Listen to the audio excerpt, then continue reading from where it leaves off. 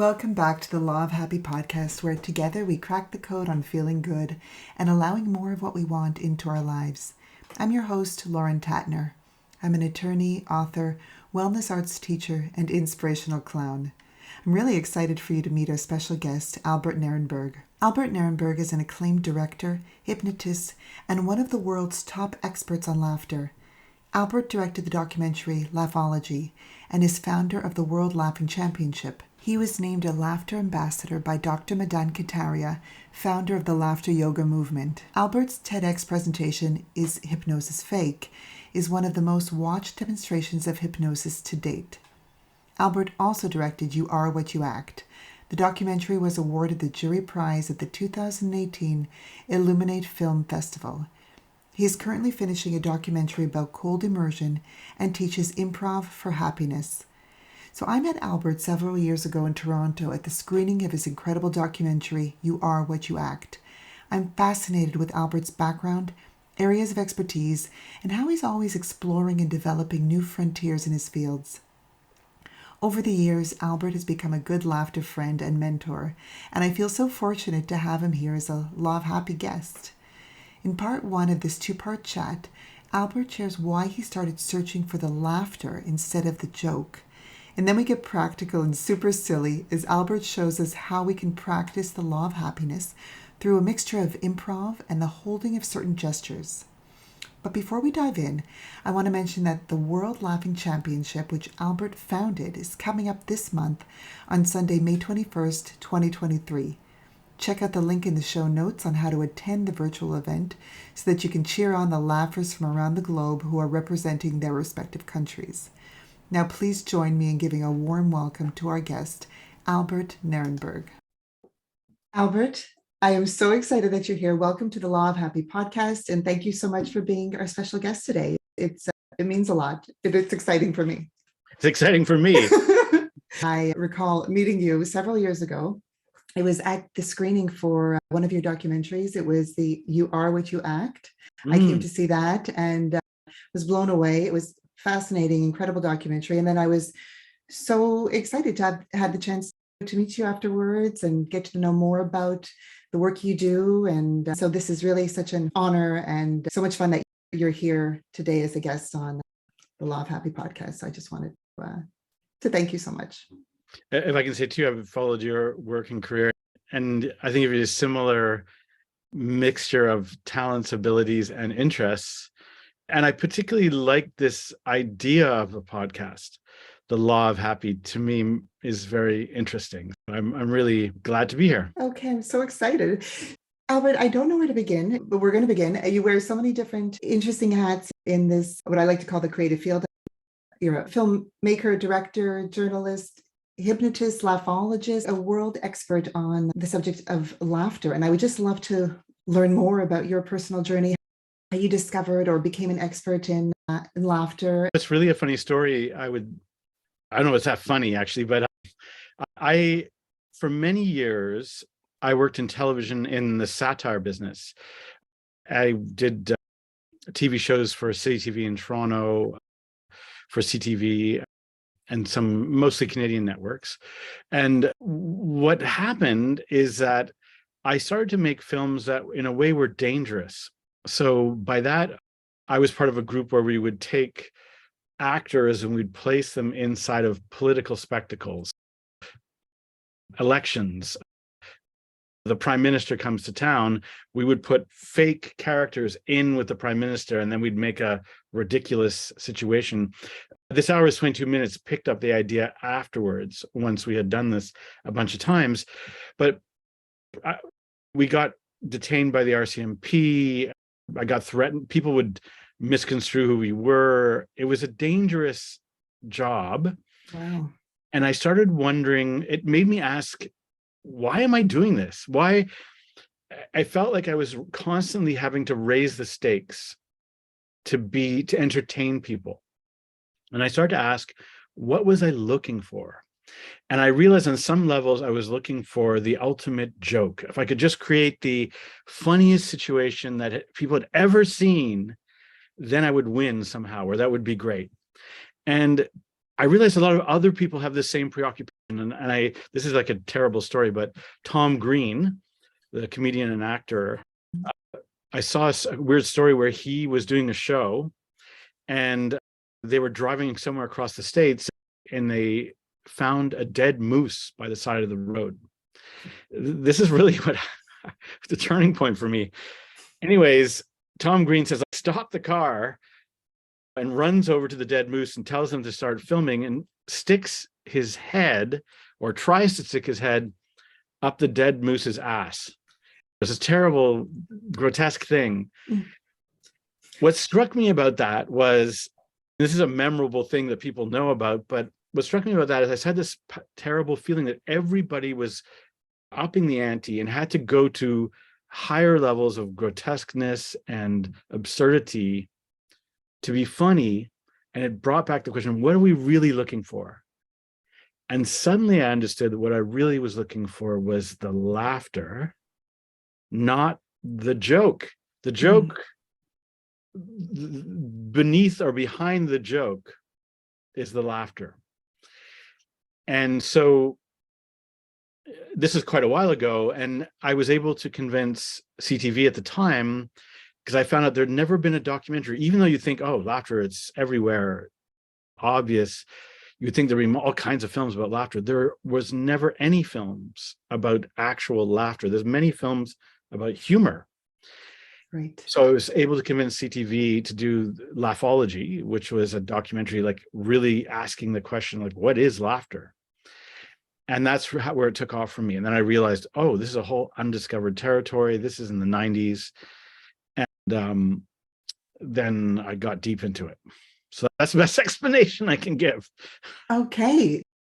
That's fascinating, because it is about the laughter and how good it feels and all the benefits of laughter. And so then what happened? I want to hear more. Like, where did you go next with this, with incorporating laughter into your life and work? So part of what brings me here to the law of happy is a kind of preoccupation I've had for a while. And it's a bit of a story, but I'm going to try to tell it as cleanly and simply as I can. So there's an explosive theory called the act happy theory.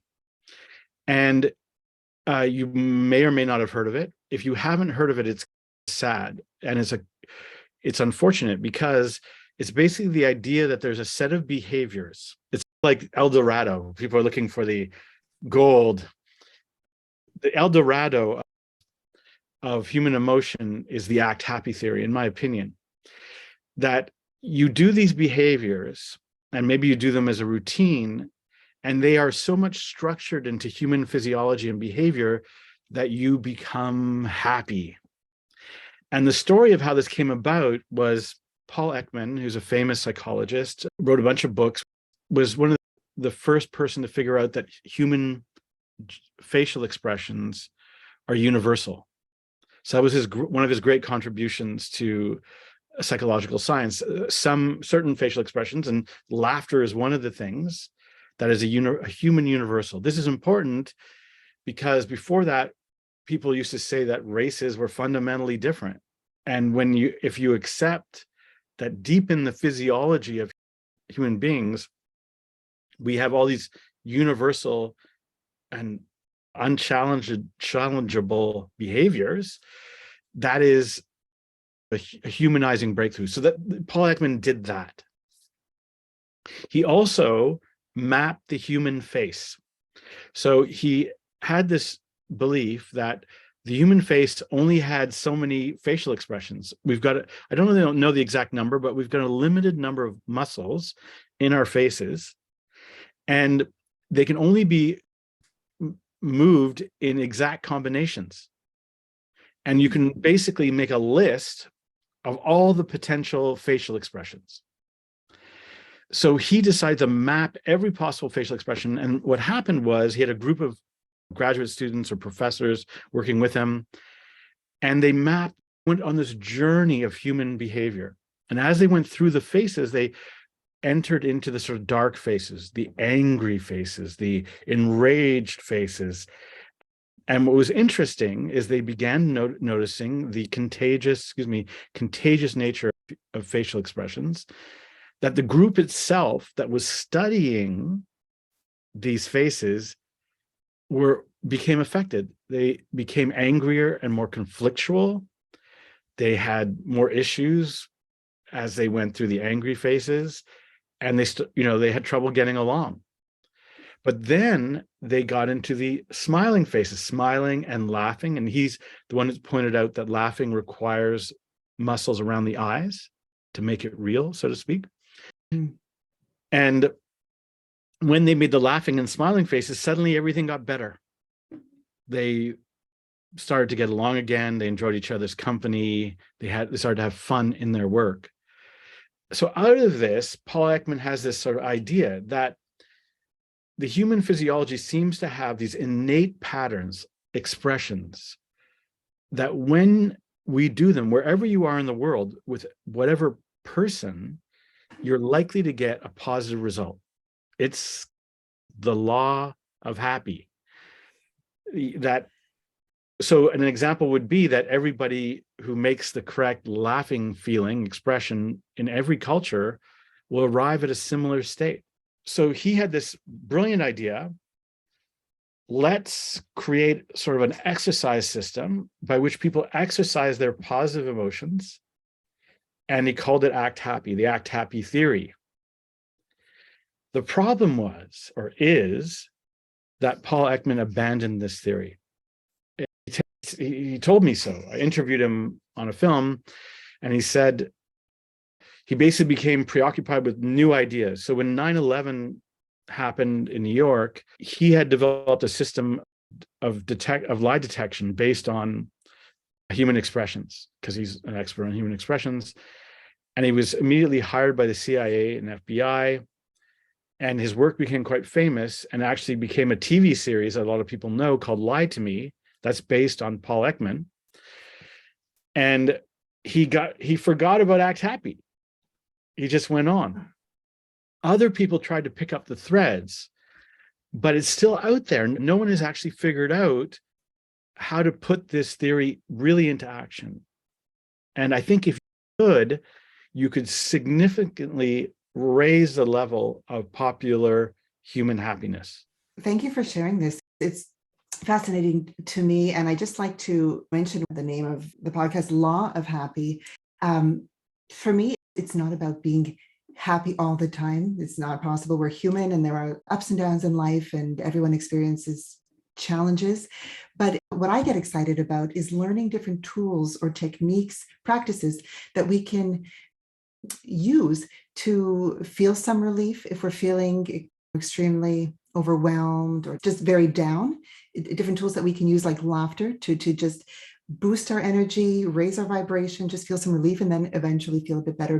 Because I think that going from just feeling completely overwhelmed and moving up emotionally, I think that it's like moving up a ladder or a scale. We cannot bounce or go from the bottom, most horrible feelings to feeling bliss instantaneously. I think it's feeling some relief and then moving up gradually. So I just get so excited when I learn different techniques or practices that allow me to feel some relief or better, and then eventually good. And then I love to speak to other people who are using either laughter as well or other creative tools, have other ideas of what we can do to just feel a bit better or feel good in our own lives. And I love talking about this and sharing it and then practicing it. So I'm wondering if there's something that we can practice now, because there's a lot of talk and theory behind all this, which is important, but there's something really special about practicing it and feeling it.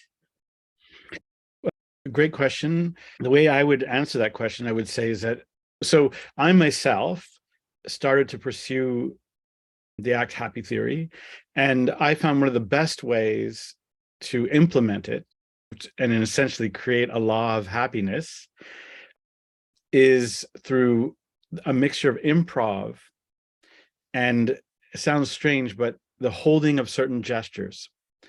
Because I'll give you an interesting thing. The sort of formula, you can smile all you want on your own, but if nobody smiles back, that's a different experience. And what makes one of the laws of happy is that it is the sharing of positive states that creates illumination, and good feeling. Probably because we're a very social animal. Most of us underestimate how social we are. And so if I know something is universal, so let me give you an example. The expression, wow, may be a human universal. There's some debate, but laughter is a human universal. It has nothing to do with what culture, language, civilization you laugh. There's some evidence that wow expressions, so that these are like wide-eyed wow, are also universals. So if I know, for example, that wow means the same thing to you as it means to me, we can share it. And that is maybe exciting. And wow, it turns out that wow is very interesting. What I often demonstrate, what's interesting about the system, and I'm surprised there's no research about this, is why does the system work both ways? So meaning, if I smile at you, you may feel a feeling like to smile back, but why does your smile make me smile, and why does my smile make you smile? And they don't really know why, except the best explanation is empathy. These are these kind of empathetic states where we're like working together to arrive at a shared emotion. So it turns out, by reverse engineering a state, you also get the outcome. So let me give you an example. There's nothing maybe necessarily exciting about what we're doing right now because we're just on a podcast talking. But if you say wow, and you mean it, yeah, you can say wow, wow, wow, wow, wow, wow, wow. Wow. Wow. We create this effect of something exciting is happening. Wow. Wow. I didn't want to be too loud. Wow. Whoa. Can whoa work, or it has to be wow? I think woe is related, but I think Okay. wow is the one that's in other languages you can find wow other than English. But yeah, so it is something also about this gesture. When you are making that gesture, you generally feel uncomplicated. Like it's hard to worry about your bills while you're going, wow. Wow.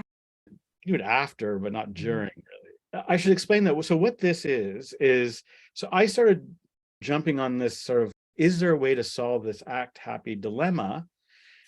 And so I was working with in an improv course called Improv for Happiness with another improv teacher. Her name is Sarah Knight. And what we started doing was taking Paul Ekman's research, some of it, and finding the sort of there's about 10 gestures or poses that will make you happier if you are able to make these poses, because they take you in the direction of happiness. So wow is one of them. Wow creates the feeling of excitement, of meaning. Something's happening. The way we're doing it before maybe a little absurd, but that's okay. It's the same as laughter yoga, where it doesn't matter what the reason is, you just do it. So I'll show you another one. These are all wired into the human body, and there's studies to show this too. So one is, if you take your thumbs, so I suggest people put your thumbs down. So you notice that I have frowned as I put my thumbs down, but if you slowly turn your thumbs around, it is impossible almost not to smile. So our thumbs are up for our audio listeners. Yes. Yeah, our thumbs are up. Yes. When you take your thumbs down, you move them up, you generate a smile that it is really hard to resist. There's science that shows, there's studies done at the University of Michigan that showed that if you make this gesture, what in front of you is more positive. You're making your world more positive by putting your thumbs up. So this is one of the first gestures. Another really important one is the hey expression. Hey greeting is the best way to explain it. When people like each other and they meet each other, they do variations of hey, hi. Hey, you, it's you. Hi, hey. So it can be hey or hi in this case? Yeah. What these things have in common, see, I'm trying to keep them open because if people might say, oh, I don't always do that, but they are outward exhalation. So outward exhalations tend to be happier. Exhaling makes us happier on these close to laughter sounds. So hey is close to ha ha ha, laughter sound. But so hey, hi, ho, all these are positive. We do them together, which we did before. We arrive at a positive state. Hey. Hey. And we do a gesture with our hands. That's like, right. Open, receptive. Some people have said this is also showing like no weapons. I've got no weapons. Hey. Hey. Hey. Hey. Hey. Hey, hey, hey. Hey, hey, hey. Yeah, hi. Hi. Hey. So that's another one. The greeting's another one. The expression, yes. So there's some evidence that shows that there's a lot of positive psychology talks about the importance of saying yes to life, or yes to other people, or yes to what we're doing. So just saying yes is actually a positive expression. Yes. Yes. Yes. Yes. And that's for improv, right? Yes, and. That's right. Right. Yes. That's right. Yes. The key things is that people, when somebody expresses an idea, the other person will yes and it. They'll be like, yes, and that's a great idea. And knowing that your partner or whoever you're working with is going to yes and you is itself a positive state. It's me feeling safe to know when I say yes and, you might say yes and too. Yes. Yes. Yes. Yes. Yes. Yes. Yes. Is there a gesture we do with this one, or we just remain open? I think it's a similar thing. Now, it's interesting you've pointed out the remain open. So there are laws, because we're on the law of happy, and there really are laws. So one of the laws of positive behavior is that almost as a rule, expansive behaviors are happier than contracted ones. People might say, oh, what's the difference? It's not such a big deal if I contract. But for example, watch me, if I go like this, if I go, yay, yay, or if I go, hi, it has none of the feeling or positive feeling. And the explanation apparently is that animals expressing confidence on this planet take up space. So I just wanted, for the audio listeners, when you were saying hey, or when your gesture was right, contracted, and your shoulders and body was like inverted or going inwards. Okay. Yes. When we make contracted poses, it is, I'll get into this maybe in a bit more, but it is hard to actually express the expansive states that make us feel confident. It's why people like climbing mountains or looking at views or arriving at some big, beautiful place. They feel expansive. And these, somebody might say, oh no, that's just a matter of taste, but it is not. It's the law of happy. Almost everybody prefers expansive states. So expansive states are almost always going to be happy. A great example of this is the victory pose.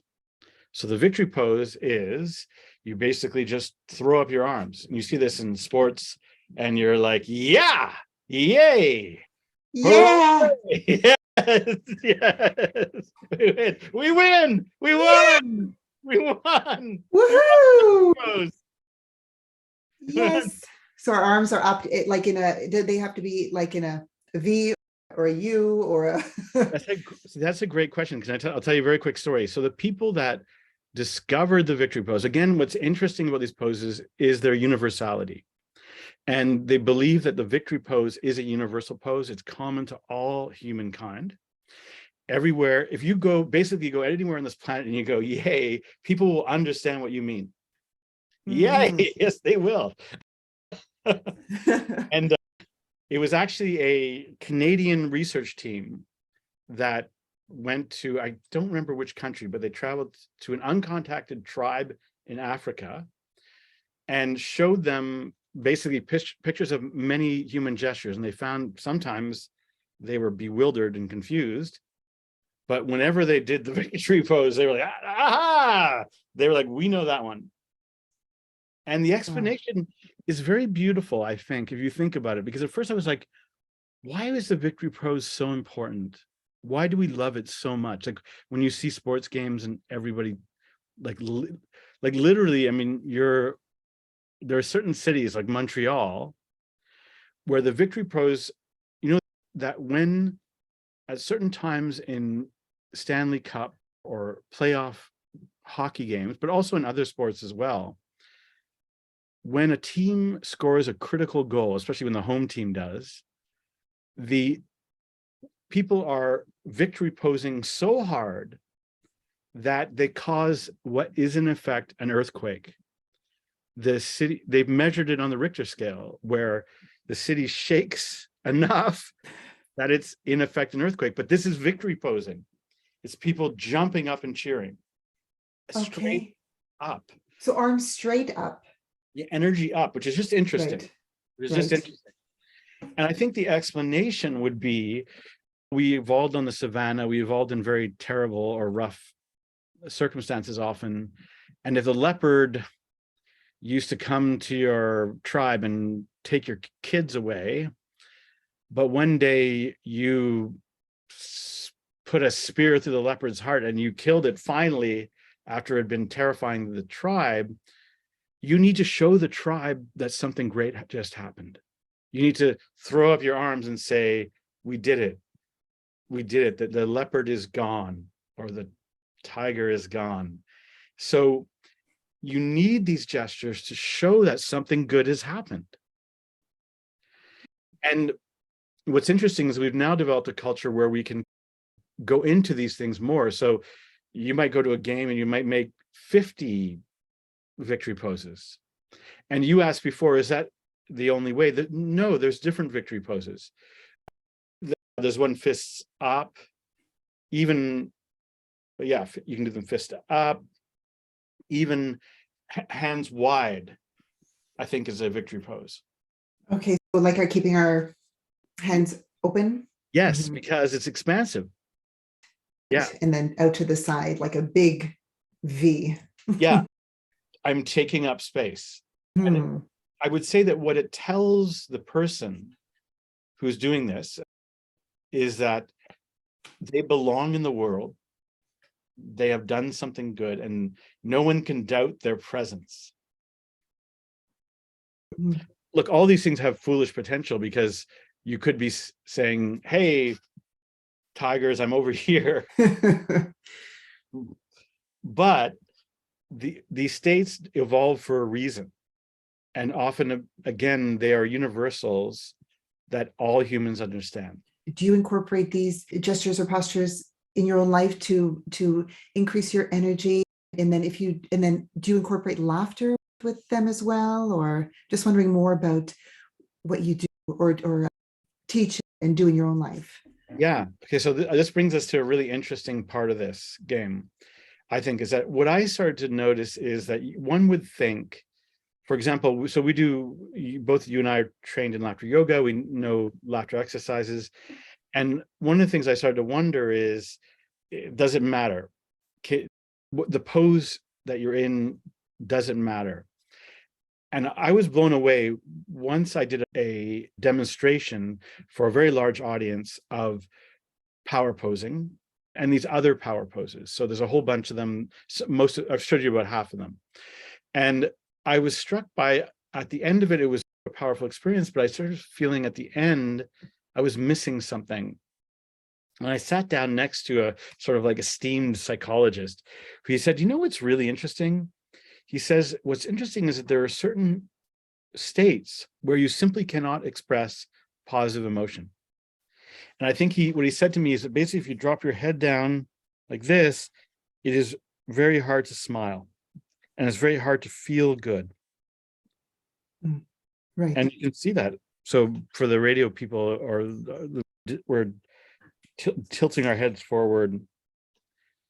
And so there's a very interesting thing, whereas if you start here and I try, let's say, smiling, you can see how it comes across more as a grimace.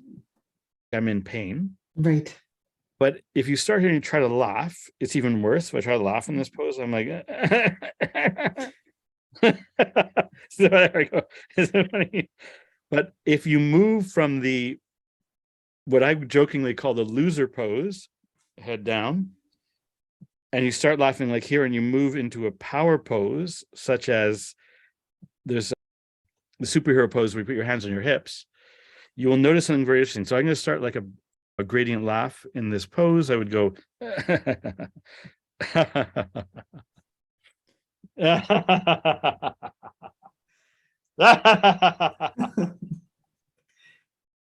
and what you see there is that it is much easier to laugh while in empowered poses.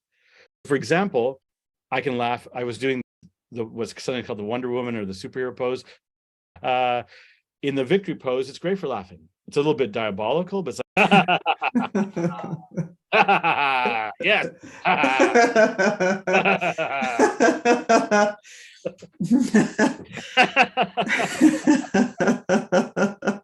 And it's more shared and contagious. Another example would be even your position of your eyes affects things. So there's even research to show this too, that you are more optimistic when you look up. There's an expression, hey, look up, things aren't so bad. And that's built into the physiology. Everybody's the same way. Look up, more optimistic. So try looking down at the ground and then try laughing. So let's see how you do it. I tried looking down at the ground and try laughing. Yeah, no, I don't feel like it. I don't feel like it. It doesn't flow. It doesn't come out. Yeah. Exactly. But now try laughing with your eyes looking up. Yeah, I just it's crazy. It is crazy. It's wild. I love it. Yeah. It's crazy. Because I've never broken it down like this or thought about it like this. Yeah. This is because what I've been wrestling with is a lot of what we know, that laughter, smiling, empathy, sharing of emotions is good. People need more of this. But when you actually try to get people to do it, they often don't. They're not inclined. They don't feel like it. They find it an uphill struggle. And I started asking why. And I started to realize when I saw people who say, I can't laugh, or I have a hard time just laughing and letting go, I would start to notice like, oh, those people were always doing something. They sometimes were hunched over, or they had a kind of defeated pose, and then they'd be like, I can't laugh. Right. And I was like, then I started thinking, well, maybe that's why that actually certain physical states prohibit the expression of positive emotion. And it stands to reason that just the way we're designed, that certain poses might be defensive or protective. That's what they're for, or they're retreating. And other poses are celebratory. And so why this matters, though, is that if you look at what our culture is doing, so we don't think about our posture that much. We are very sedentary, which means we're not in the business of expressing positive states. But we also have these devices, our phones. So if you take your phone, and what's interesting about phones is that the common pose for looking at phones is this. It's the looking down pose. So again, if I ask you to laugh, so if somebody sends you something funny, now you might be able to tilt your head back and laugh, which is what people would do. Oh, my friend sent me this funny joke. Yeah. But while I'm looking down, and here's a really interesting thing. This was in You Are What You Act, but if you take this pose, which is like staring down at your phone, you take the phone away, you have the depressed state. This is what depressed people do. Heads tilted down, shoulders hunched. So we are practicing depressive states. All with our culture I would say it's not doing on purpose. There's no conspiracy. It's not like they thought, we'll invent smartphones and make people depressed. It's just more the way things have happened, and nobody's compensating. This concludes part 1 of our 2-part chat with Albert Nerenberg. Join us for part 2, where Albert breaks down his own personal ultimate morning routine for us so we can all walk away with simple, practical ways to wake up feeling more relaxed and have the rest of the day flow with more fun and ease. Thank you for having tuned into this Law of Happy episode. If you smiled, laughed, or felt inspired, please subscribe, rate, review, and share the Law of Happy podcast with someone you'd love to have fun with. And if you'd like to laugh with me as a guest on the show or in a customized program, you can email me at lauren@lawofhappy.com. I look forward to laughing with you soon.